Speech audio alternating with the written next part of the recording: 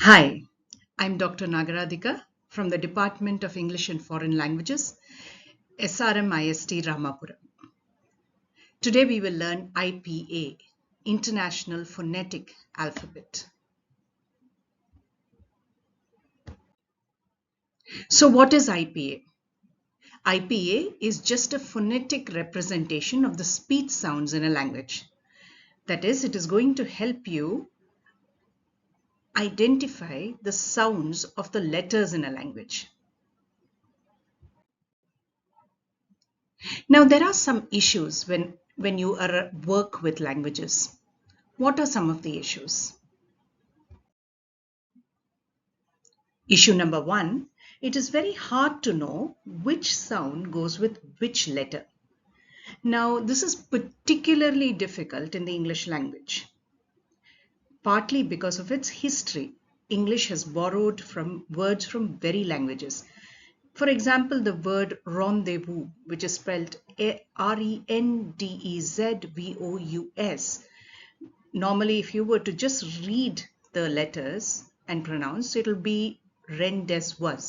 But we pronounce it rendezvous because it has been borrowed from French. The same letter can have different sounds in the very same language. Now look at these examples here. Look at the first word.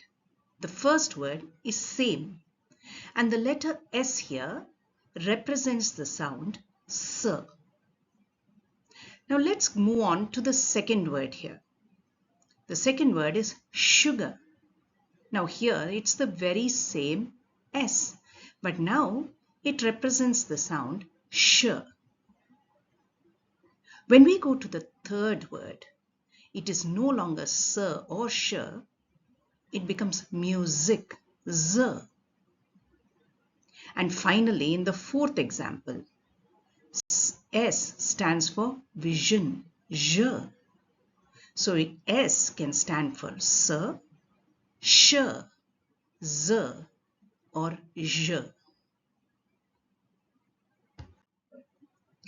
Issue number two is that letters differ in the sounds they represent from language to language.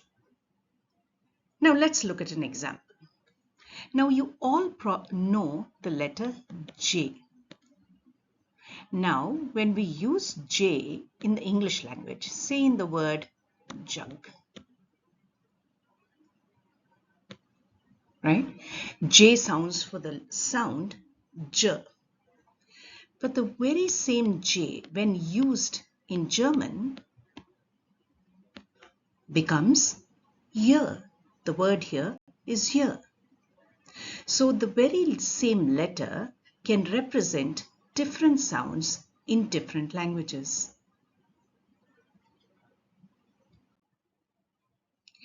The IPA represents around 107 different consonants and vowels.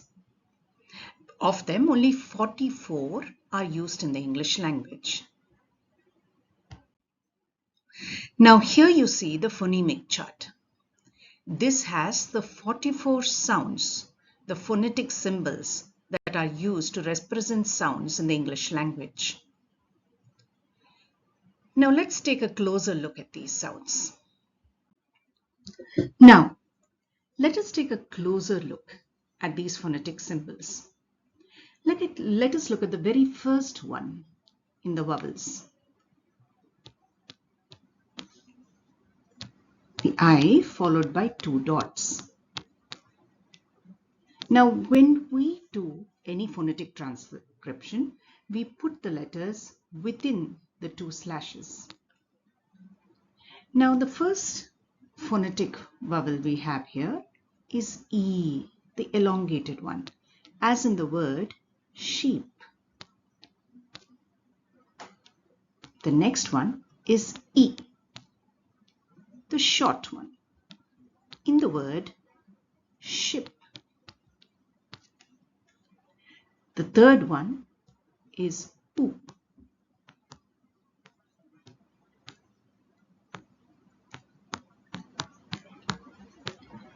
in the word good.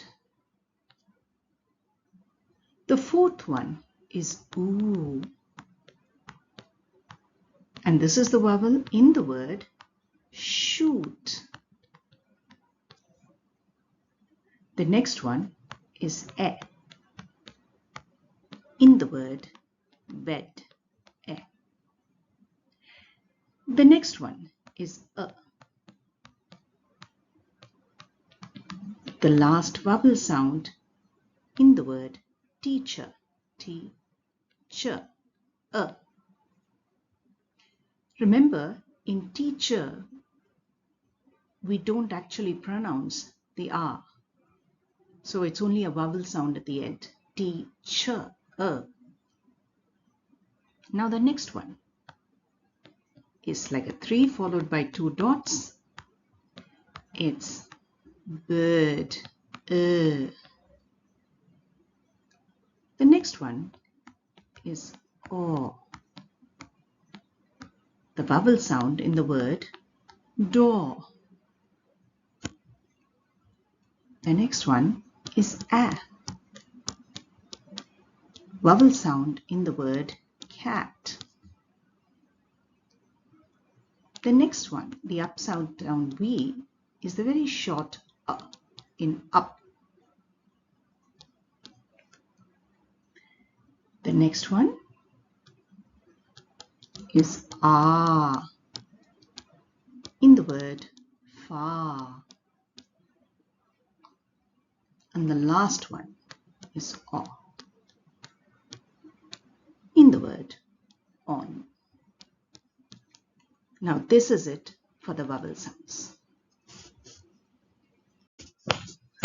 Now let's take a quick look at the consonants. Let's start with p.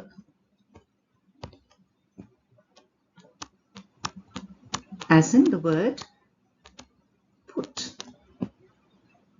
We then go on to b. As in the word but. These are the consonants. Then we go into t. As in the word tea. The next is d. As in the word dog.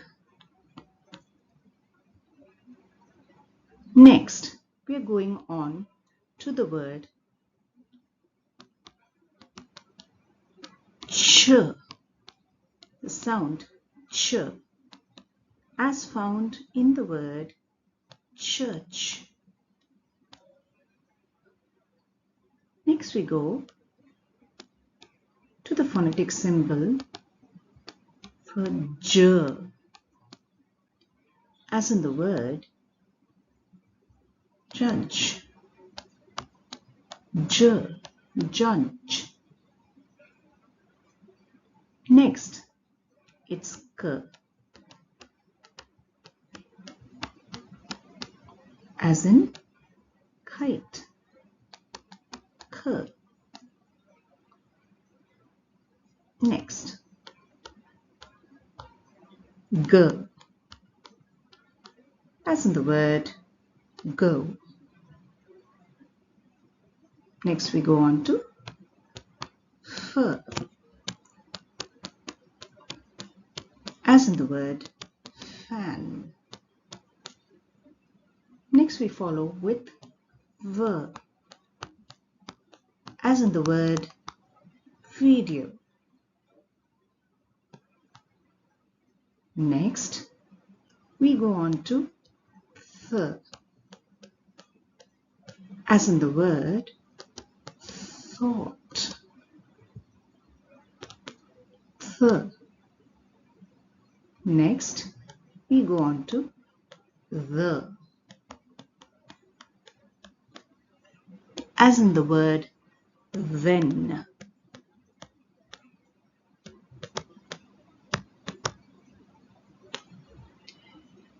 Then we go on to s, as in the word saw. Then we go on to Z, as in the word zoo. Then we go on to sh, as in the word shall, sh. Then we go on to zh, as in the word pleasure, zh.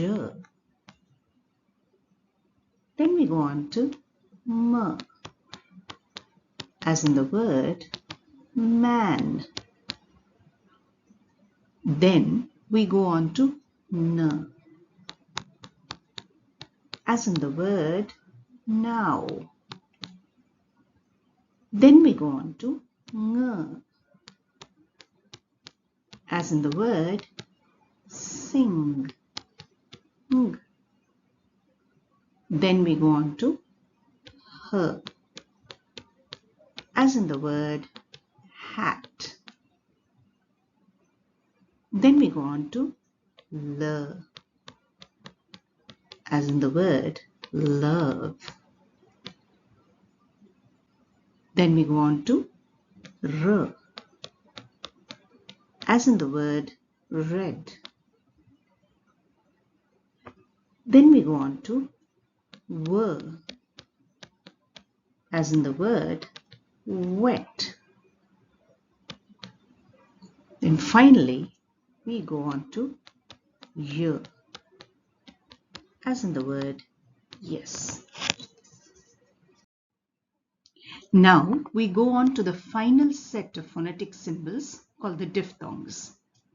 The diphthongs are also known as the vowel glides, as there is an involvement of two vowel sounds in the diphthongs.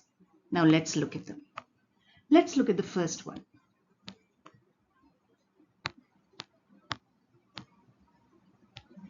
This is ear, as in the word here, ear. Next one is a, as in the word wait, a. The next one is u, as in the word tour. The next one is oi, as in the word boy. The next one is o, as in the word show. The next one is air, as in the word hair. The next one is I, as in the word my. The next one is ow, the last one, as in the word cow. And with that, we come to the end of the phonetic symbols. Now, after this, I'll give you a set of words that you can practice. Now, pause the video here and see whether you can transcribe these words. I will do the first one for you. Now remember, when we transcribe, we put the phonetic symbol within slashes. We start with a slash and then we look at the first sound, sh. We transcribe it into sh, the phonetic symbol, and then we look at the next sound, that is e, the short one. So we put e, and the third sound, p, represented by the letter p, ship, and we finish it off with a slash. Now pause the video here and try the other words by yourselves. Here are the answers. Hope you had lots of fun transcribing these words. As much fun as I had teaching transcription to you. Now remember, Don't fret if you did not get the answers right. It just takes a little bit of practice. Thank you. See you in another lesson at another time. Bye.